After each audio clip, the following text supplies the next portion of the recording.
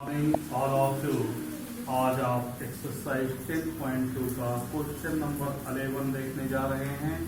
इसमें कहा जा रहा है prove that the parallelogram circumscribing a circle is a rhombus. Prove कर दीजिए कोई पैरेललोग्राम जो सर्किल के ऊपर सर्कमस्क्राइब हो वो रोम्बस होगा। आप जानते हैं सर्कमस्क्राइब मीन्स होता है टच करता हुआ जाना, यानी किसी सर्किल पे कोई पैरेललोग्राम ऐसा बना है जो सर्किल के पे टच कर रहा है, उसके चारों साइडें टच हो रही हैं और पैरेललोग्राम है और सर्किल के ऊपर सर्कमस्क्राइब है। तो उस पैरेललोग्राम को प्रूव कर देना है कि वो रोम्बस होगा। तो आइए फिगर बनाते हैं। हम देखते हैं एक सर्किल हमने बना दिया और उसके ऊपर एक पैरेललोग्राम ABCD बना दिया। इस प्रकार बनाया कि सर्किल के ऊपर वो सर्कमस्क्राइब है, यानी उसके चारों साइड सर्किल पे टच कर रहे हैं। सिंस या ABCD is a parallelogram, ABCD के बारे में दिया गया है कि ये पैरेललोग्राम है और पैरेललोग्राम की खास प्रॉपर्टी आप जानते हैं कि अपोजिट साइड्स इक्वल होते हैं। सो AB is equal CD and BC is equal AD। ये दो रिजल्ट्स आपको पैरेललोग्राम की प्रॉपर्टी से मिल गए। और फिर इसके बाद हम टेंजेंट की प्रॉपर्टी जानते हैं कि अगर किसी सर्किल पे कोई लाइन टच होता हुआ जा रहा है, यानी ओनली वन पॉइंट पे इंटरसेक्ट हो रहा है, तो टेंजेंट होता है।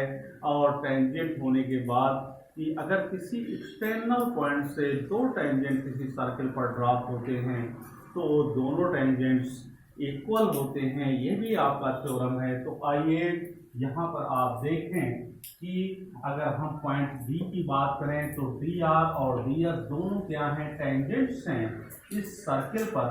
तो जितना DR होगा उतना DS होगा, आपका ये थ्योरम कह रहा है। इसी प्रकार अगर पॉइंट A आपका कांटेक्ट है, पॉइंट A एक्सटर्नल पॉइंट है, तो उससे AP और AS दो टेंजेंट्स हैं, ये भी दोनों इक्वल होंगे। पॉइंट B से BP और BQ दोनों टेंजेंट्स हैं, ये भी इक्वल होंगे, यानी BP इज इक्वल BQ हो जाएगा। इसी प्रकार पॉइंट C से CQ इज इक्वल CR हो जाएगा। यानी हम टेंजेंट्स के थ्योरम से ये लिखने जा रहे हैं कि अगर किसी एक्सटर्नल पॉइंट से दो टेंजेंट ड्रॉप हो रहे हैं तो दोनों इक्वल होंगे। सो DR is equal DS, CR is equal CQ and BP is equal BQ and AP is equal AS। ये आपका टेंजेंट के थ्योरम से एक चार ऑब्जर्वेशन प्राप्त हुए और इन चारों इक्वेशंस को हम क्या कर देंगे, ऐड कर दे रहे हैं। Adding all these equation, so DR plus PCR plus BP plus AP is equal DS plus CQ plus BQ plus AS।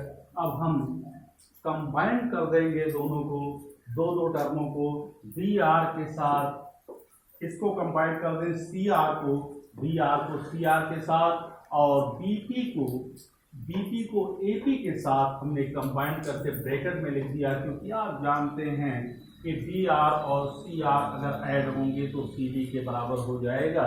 इसी प्रकार DS को हम किसके साथ ऐड कर रहे हैं, DS के साथ AS और BQ के साथ CQ को हम कंबाइन कर रहे हैं। यहाँ पर आप देख रहे हैं हमने ब्रैकेट में लिख दिया। अब आप ब्रैकेट्स की वैल्यू फिगर से देखें कि DR और CR अगर ऐड होंगे तो किसके बराबर होंगे, CD के बराबर। और BP प्लस AP अगर ऐड होंगे तो AB के बराबर हो जाएगा। इसी प्रकार अगर DS AS के साथ कंबाइंड हो रहा है, ऐड हो रहा है, तो AD के बराबर हो जाएगा और BQ CQ के साथ ऐड होगा तो BC के बराबर हो जाएगा। यानी हमने ब्रैकेट्स की वैल्यू लिख दी, CD plus AB is equal AD plus BC।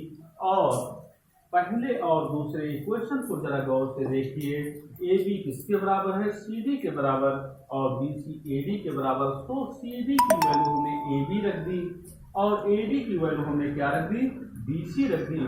और फिर आपको मिल रहा है AB plus AB is equal BC plus BC। So 2AB is equal 2BC और आपको मिल गया AB इज इक्वल BC।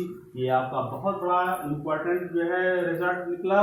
कि A B is equal B C, और ए बी ऑलरेडी है किसके बराबर, सी डी के बराबर, तो ए बी जितना होगा उतने बी सी हो जाएगा और उतने सी डी हो जाएगा, और सी डी बी सी किसके बराबर है, ए डी के बराबर। अगर हम 1 2 3 को देखें तो हमारा तीनों जो है रिजल्ट से हम लिख सकते हैं कि A B is equal B C is equal C D is equal D A, और चारों साइडें इक्वल हो गई। हमने यहाँ पर दिखा दिया कि चारों साइड्स इक्वल हैं, और किसी क्वाड्रिलेटरल के अगर चारों साइड्स इक्वल होते हैं तो क्वाड्रिलेटरल रोम्बस कहलाता है। सो ABCD इज ए रोम्बस, और ABCD आपने प्रूव कर दिया कि ये रोम्बस है होगा, यही आपको प्रूव करना था। इसके बाद अगला क्वेश्चन आप कल देखेंगे। That's all.